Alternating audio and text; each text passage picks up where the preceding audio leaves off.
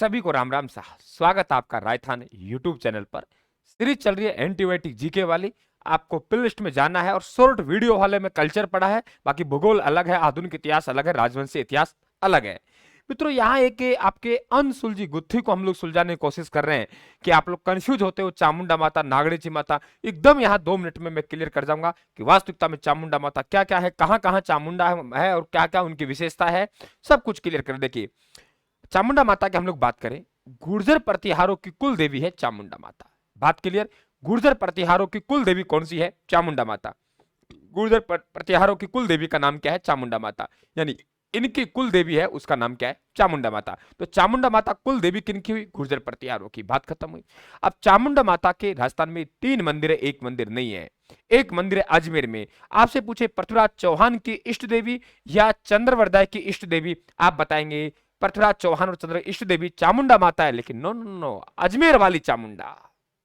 जबकि चौहानों की कुल देवी जीण माता, शाकंभरी के चौहानों की, सांबर के चौहानों की शाकंभरी माता। पिछोला झील उदयपुर, हाँ चामुंडा माता है। नटने का चबूतरा है ना, उसी झील के किनारे।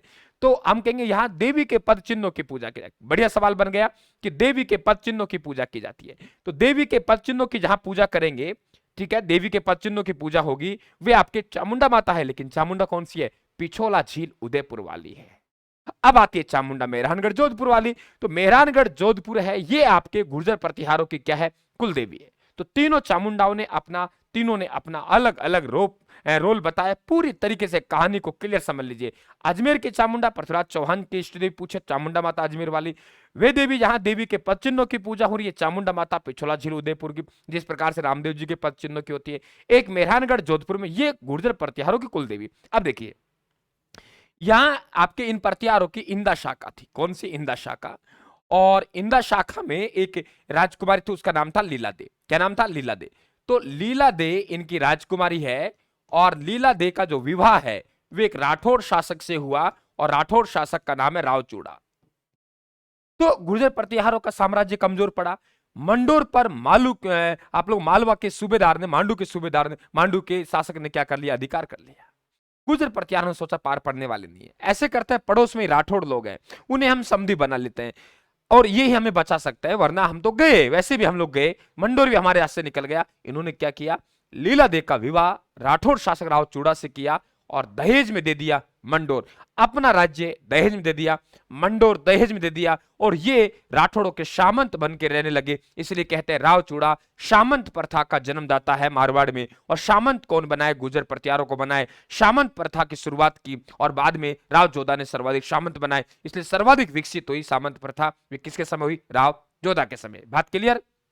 क्लियर। तो राठौड़ों की, अब जो चामुंडा माता है, ये भी क्या चलेगी? जब राज्य दहेज में गया, ये भी दहेज में, यानी इन्हें ससुराल वाले भी पूजने लग गए। ठीक है, तो आपके राठौड़ों की देवी है, तो आपके राठौड़ों की ये क्या बन गई? इष्ट देवी, क्योंकि राठौड़ों की अपने आप में कुल देवी नागणेची माता। क्लियर हुआ?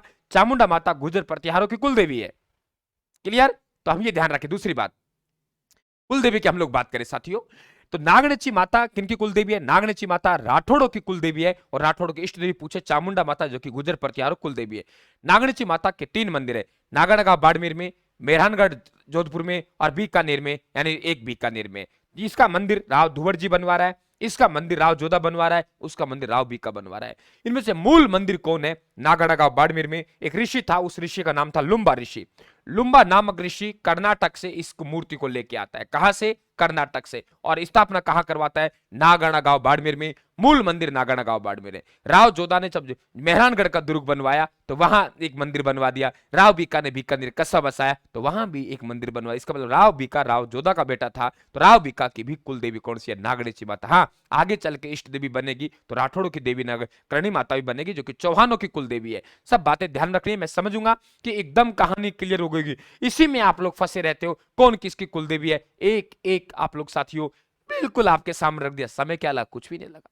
तो चैनल को सब्सक्राइब कर लेना, घंटी का निशान दबा देना और टेलीग्राम को ज्वाइन कर लेना। राम राम साहब, धन्यवाद।